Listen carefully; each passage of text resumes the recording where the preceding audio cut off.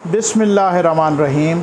जनाब काशिफ साहब हमारे साथ मौजूद हैं। हमने दो स्टोरीज़ आज डिस्कस करनी है और वो स्टोरीज़, एक तो चेयरमैन नैब की जनाब हुकूमत ने बिल्कुल आर्डनेंस जारी करने लगी है और वो जनाब हो सकता है कि उसके बाद आप जब बात कर रहे हो तो आर्डनेंस जारी भी हो जाए। लेकिन अब बात ये है, इसके अलावा काशिफ साहब के पास एक और भी बड़ी दबंग किस्म की स्टोरी है और वो बड़ी दिलचस्प, वो यूथ की बड़ी दिलचस्पी की स्टोरी है और वो है जनाब कि ये इनसे पूछेंगे कि ये जो व्हाट्सएप, फेसबुक, इंस्टा ये डाउन हुए, ये किसने? वैसे तो मैं सोच रहा था, मैंने कहा हो सकता है अभी शहबाज गिल साहब का ट्वीट आ जाए कि इसमें भी नवाज शरीफ साहब मुलविस हैं, लेकिन पता नहीं, मैं देख रहा था ट्वीट आया कोई नहीं। हो सकता है कि ये हुकूमत का मौक़िफ़ आ जाए कि ये भी नवाज शरीफ साहब की कोई साजिश है और उन्होंने ही कोई इंटरनेशनल लेवल पे कोई इस तरह के पैसे शैसे टकराए हैं।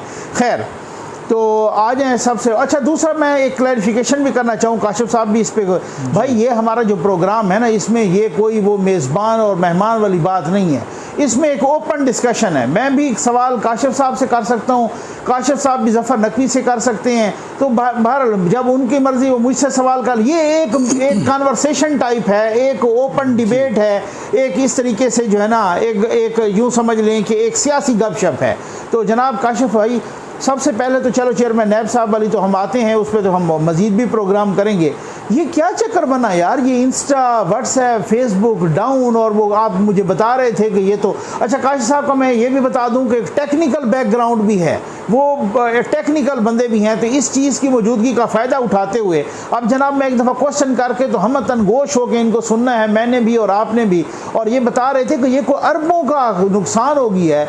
सर ये क्या चक्कर है, क्या हुआ और क्यों हुआ, और ये ऐसा क्या मसला क्या था इसमें? जी ज़फ़र भाई, बिल्कुल कल आपको जब पता है कि 7 घंटे के लिए फ़ेसबुक और उसकी जो ज़ैली एप्लीकेशंस हैं, इंस्टा और व्हाट्सएप, ये दोनों तकरीबन कोई 7 घंटे के लिए डाउन रही इनकी services through out the world. तो इन 7 घंटे में जो फेसबुक है उसे तकरीबन $7 बिलियन का लॉस आया। 7 बिलियन डॉलर, यानी कि बिलियन डॉलर, यानी कि 7 अरब डॉलर का, और पाकिस्तानी रुपए में 12 खरब रुपए का नुकसान। हाँ, एक मिनट, जो हमने IMF के गिट्टे गोडे पकड़ के कर्ज लिया वो $6.5 बिलियन, और वो भी हमें किस्तों में मिलेगा। तो यहाँ 7 घंटों में $7 बिलियन, 7 घंटों में $7 बिलियन का लॉस हुआ, और ये पाकिस्तानी रुपयों में तकरीबन 12 खरब रुपए बनते हैं। और उसके बाद जो फेसबुक के मालिक हैं मार्क ज़ुकरबर्ग, वो भी जो दुनिया में बिलियनर्स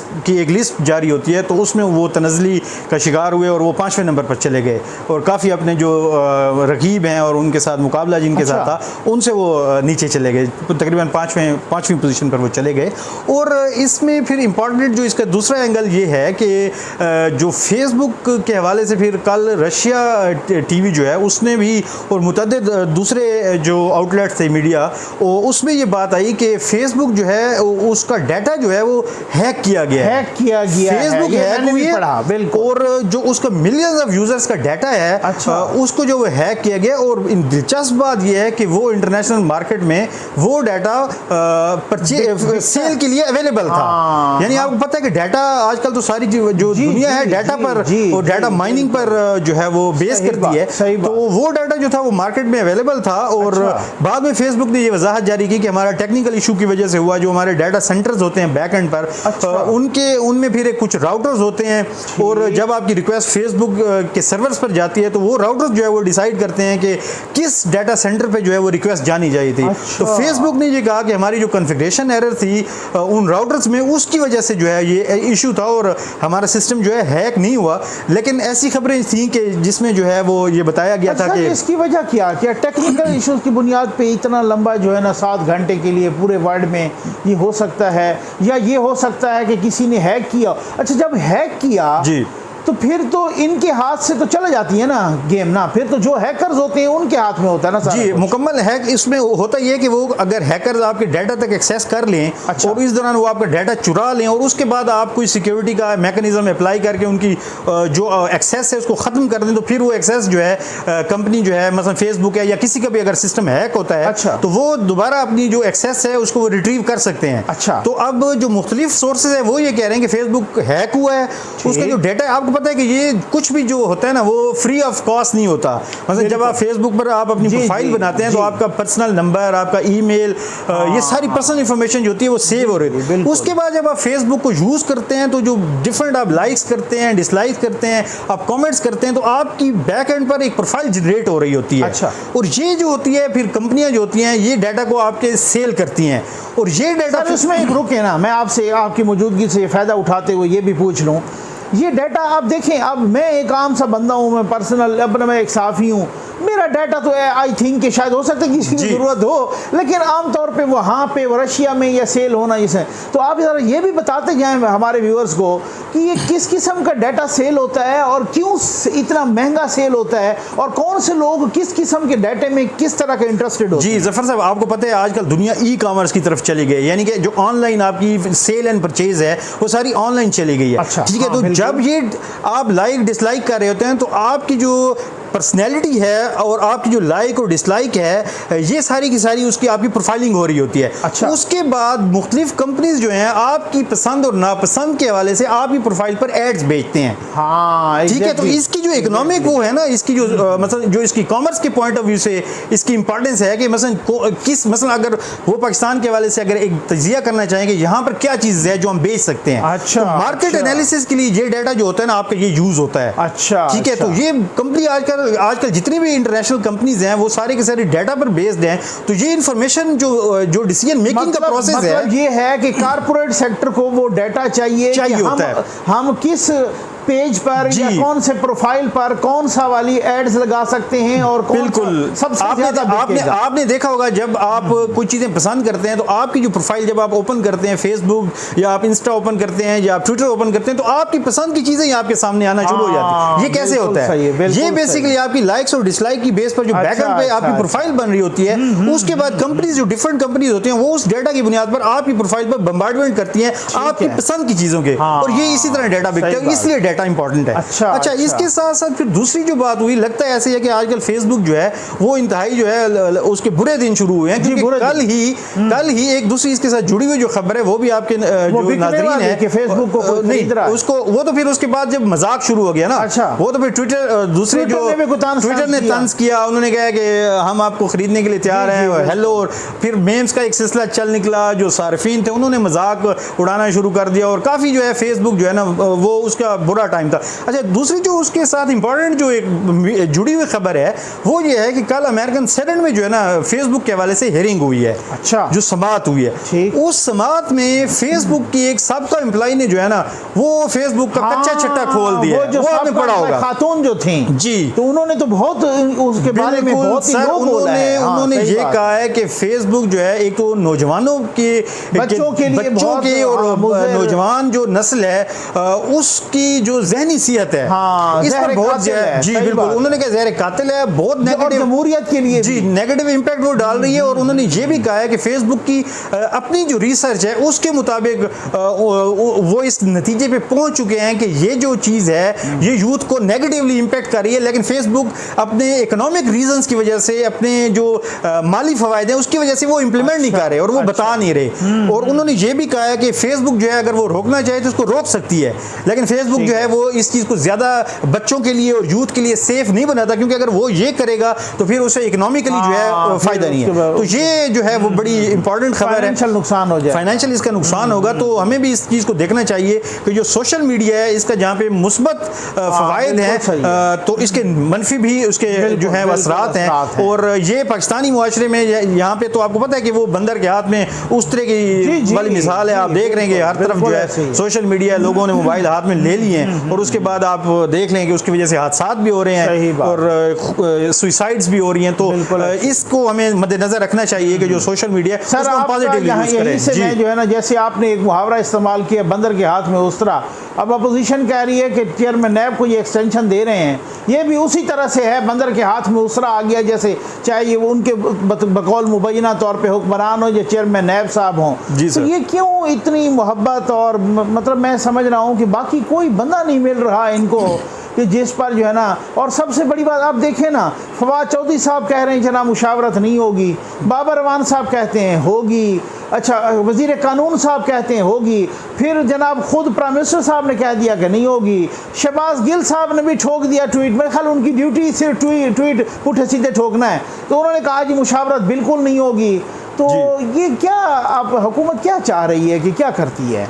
जी बिल्कुल ज़फ़र साहब, एक तो आपने बड़ा ही बिल्कुल सही जो है आपने गवर्नमेंट के अंदर जो इस वक्त कॉन्ट्रडिक्शन मौजूद है, जो तज़ाद है, उसको आपने हाईलाइट किया। और आपके जो व्यूअर्स हैं वो अक्सर बेशतर ये आपसे फरमाइश करते रहते हैं कि आप अवामी इशूज़ पर बात करें, कि अवाम के इशूज़ क्या हैं। तो मैं आपके व्यूअर्स के लिए ये अर्ज़ करूँगा कि पाकिस्तान के अंदर जो सबसे बड़ा हमारा प्रॉब्लम है वो बेसिकली रूल ऑफ लॉ का फुकदान है, यानी आइन और कानून की जो हुक्मरानी है, ये हमारा सबसे बड़ा मसला है। अब कोई कह सकता है कि यार मेरा मसला तो बेरोजगारी है, कोई कह सकता है कि मेरा मसला तो लॉ एंड ऑर्डर है, सबका हल इसी में, सबका हल इसी एक जुमले में है कि पाकिस्तान के अंदर रूल ऑफ लॉ होना चाहिए, आइन और कानून की हुक्मरानी होनी चाहिए। देखिए आइन और कानून की हुक्मरानी होगी तो मसलन आइन के अंदर कहा गया कि जहां पर रियासत की जो वसाइल हैं उसकी मुनसिफाना तकसीम होनी चाहिए।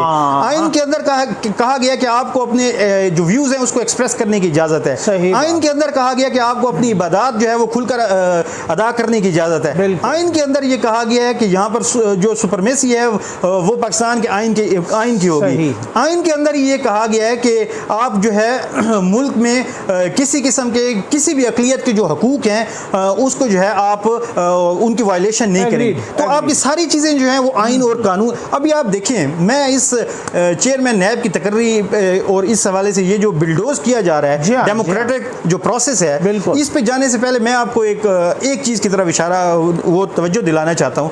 कल बाबर रवान साहब कह रहे थे कि ये सब कुछ हम जो है वो रूल ऑफ लॉ के मुताबिक कर रहे हैं। उन्होंने एक रेफरेंस दिया आइन के आर्टिकल 89 का, ठीक है, कि उसके तहत जो है वो प्रेसिडेंट जो है वो ऑर्डिनेंस जो है प्रोमलगेट कर सकता है, नाफिज कर सकता है, बिल्कुल ठीक है। लेकिन मैं थोड़ा सा आपको आर्टिकल 89 जो है ना उसका बड़ा शॉर्टली 2 लफ्जों में बताना चाहता हूँ कि जो आइन का आर्टिकल 89 है ये कब इसके तहत जो है ना प्रेसिडेंट जो है वो ऑर्डिनेंस इशू कर सकता है, ठीक है। अब आइन के अंदर ये कहा गया है, मैं बिल्कुल वर्ड बाय वर्ड जो आपका कोड एंड कोड है, जो आपका आइन है, आइन पाकिस्तान का 89 आर्टिकल पढ़ रहा हूँ ज़फ़र साहब। उसमें कहा गया आइन के आर्टिकल 89 में कि सदर सिवाय जबकि सेनेट या कौमी असम्बली का इजलास हो रहा हो, अगर इस बारे में मुतमईन हो कि ऐसे हालात मौजूद हैं जिनकी बिना पर फौरी कार्रवाई फौरी कार्रवाई की जरूरी हो गई है, तो इस हालत में इन हालात के तकाजे के मुताबिक वो ऑर्डिनेंस वज़ा या नाफिज कर सकता है। जी जी बिल्कुल। अब मुझे बताएं, पाकिस्तान के अंदर आपकी बाई कैमरल जो है वो डेमोक्रेसी चल रही है, बाई कैमरल सिस्टम चल रहा है, आपका लोअर हाउस नेशनल असेंबली मौजूद है, आपका अपर हाउस सेनेट मौजूद है, ठीक है, उसमें इलेक्टेड आपके नुमाइंदे बैठे हुए हैं। बात है। कौन सी क़यामत आने वाली है कि आप हर रोज जो है ना नए ऑर्डिनेंस लेकर आ जाते हैं और सारी हुकूमत ऑर्डिनेंस पे चल रही है। आपने ऑर्डिनेंस की एक फैक्ट्री खोली हुई है, सही बात है, ठीक है। अब ये ऑर्डिनेंस फैक्ट्री वो वाली ऑर्डिनेंस फैक्ट्री बन गई है, आप धड़ाधड़ इसको जो है ना वो ऑर्डिनेंस का बारूद जो है ना वो यहाँ से निकाली जा रही है। अब मुझे बताएं इसमें कौन सी क़यामत थी? आपको पता था कि अगर 10 अक्टूबर को जो है वो चेयरमैन नैब जो है उनकी मुद्दत मुलाजमत पूरी हो रही है, तो आप 1.5 माह पहले इसी कानूनी प्रोसेस के तहत आप ले 99 का ऑर्डिनेंस मौजूद है ना नैब का, 99 का ऑर्डिनेंस मौजूद है नैब का, आप और वही आइन आप उसको लोअर हाउस में लेके आते, सही बात है, डिस्कस करते, आपकी अपोजिशन उस पर बात करती, आपकी अपोजिशन पार्टीज उस पर व्यूज देते, आपकी गवर्नमेंट के जो है वो लोग जो नुमाइंदे जिनको मुंतखब करके आप लाए, प्रेस्क्राइब्ड प्रोसीजर है कि आप लीडर ऑफ अपोजिशन से मशवरा करते, आप उसको लिखें, वो आपको लिखे। ये जमहूरियत है, ये है पाकिस्तान का मसला। यहाँ पर जमहूरियत को रोंदा जा रहा है, जमहूरियत के नाम पर जमहूरियत का सिर्फ पाकिस्तान के अंदर नकाब है। हमारे अवाम को ये सोचना चाहिए कि पाकिस्तान के असल इशूज ये हैं। जिस दिन आपके ये इशूज रिजॉल्व होंगे, जिस दिन आपका रूल ऑफ लॉ का इशूज रिजॉल्व होगा, जिस दिन आपके आइन पर मनोन अमल दरामद होगा, उस दिन आपकी बेरोजगारी का मसला भी हल होगा, उस दिन आपकी जो है वो सारी जो इशूज आपको नजर आते हैं। ये बताएं ना कि ये सारे लोग मतलब बार बार आके जस्टिस रिटायर्ड जावेद इकबाल साहब की बड़ी तारीफ़ें कर रहे हैं, उसमें कौन कौन सी ऐसी बात है, मैं आपको अपोजिशन की बात नहीं करूंगा जी, मैं ये नहीं करूंगा कि शहबाज शरीफ साहब ने क्या कहा, मैं ये नहीं कहूंगा कि जनाब जरदारी साहब ने या किसी और ने क्या कहा। सर मैं सुप्रीम कोर्ट की बात करूंगा जिसमें उन्होंने ख्वाजा बरादरान के केस में लिखा, फैसले में, रिमार्क्स नहीं, फैसला लिखा। उन्होंने कहा कि जनाब वो बात ये है कि ये जो है ना, इस हवाले से उन्होंने कहा कि ये आप बताएं कि ये जो सियासी इंजीनियरिंग का इदारा बन चुका है, जो नैब है ये सियासी इंजीनियरिंग का इदारा बन चुका है। आप मुझे बताएं कि सुप्रीम कोर्ट समेत चारों हाई कोर्ट्स, सॉरी पांचों, इस्लामाबाद हाई कोर्ट समेत पांचों हाई कोर्ट्स ने नैब की वो ऐसी तैसी फेरी है, आप यकीन करें कि किसी सुप्रीम कोर्ट समेत, मतलब फिर उसके बावजूद आप क्या, लोग तो कहते हैं ना फिर कि फिर इसका मतलब ये है कि इनके ख्याल में कि कोई और किसी की वीडियो मिले ना मिले।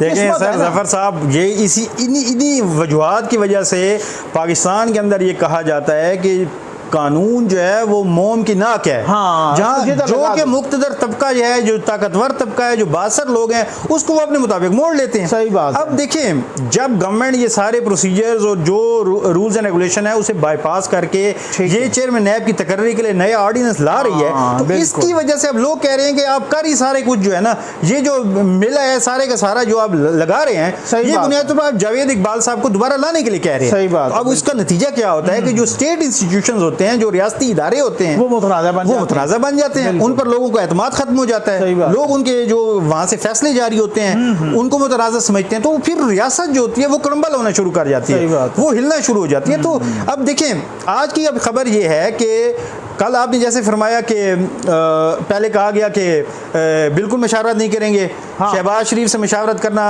फलां के साथ मशावरत करने के मुतरादिफ है, ये कहा गया। बिल्कुल ऐसे। उसके बाद जनाब अली आपके दूसरे मिनिस्टर साहब ने कह दिया कि नहीं मशावरत होगी। सही बात। फिर बाबर रवान साहब कहते हैं मशावरत होगी। सही बात। आज सुबह अल्हम्दुलिल्लाह आपके वज़ीर आज़म साहब ने फैसला सुना दिया मशावरत नहीं होगी। सब चीज़ को हम बिल्डोज करेंगे। सर उसमें जो है ना एक और बात, ठीक है, मैं बता, ये यहीं से मुझे याद आ गई कि अब ये उसकी लॉजिक ये दी जा रही है, अपनी मन घड़त मंतक ये दी जा रही है कि भाई हम शहबाज शरीफ से तो मुशावरत नहीं करते क्योंकि वो तो है इसका मुल्जिम, और हम क्या मुल्जिम से ये पूछें कि आपकी तफ्तीश कौन करे। ये फवाद चौधरी साहब की लॉजिक है ना, ठीक हो गया ना। अच्छा, मैं इसमें दो बातें करूँगा। पहली बात तो ये है कि आपको पता है कि वज़ीर आज़म नवाज शरीफ, अपना इमरान खान साहब भी कोई मुल्जिम तो हैं, हेलीकॉप्टर केस में भी वो हैं, कुछ और केसेस भी उन पे हैं।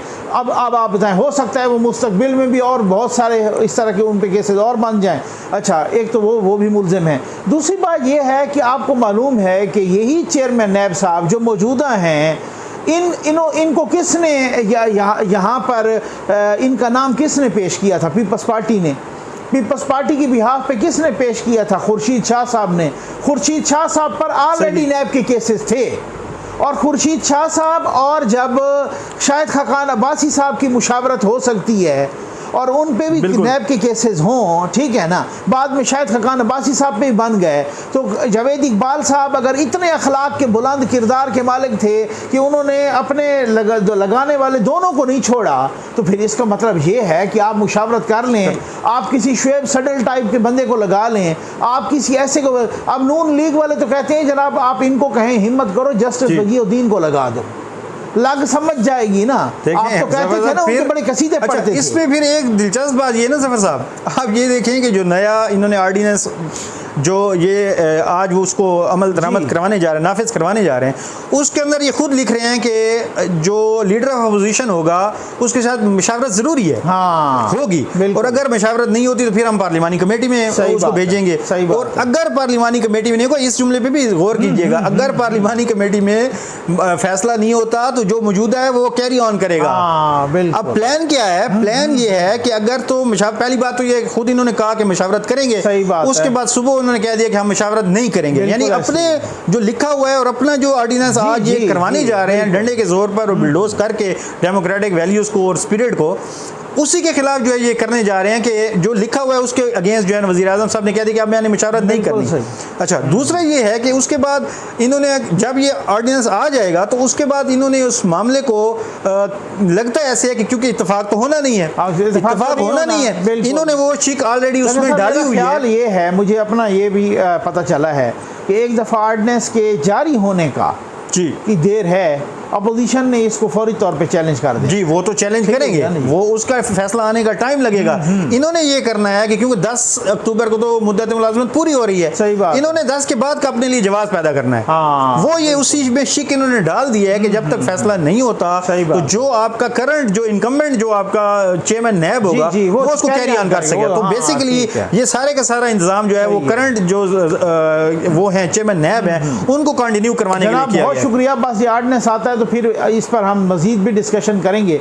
उम्मीद है आपको वीडियो पसंद आई होगी। आपका बहुत बहुत शुक्रिया।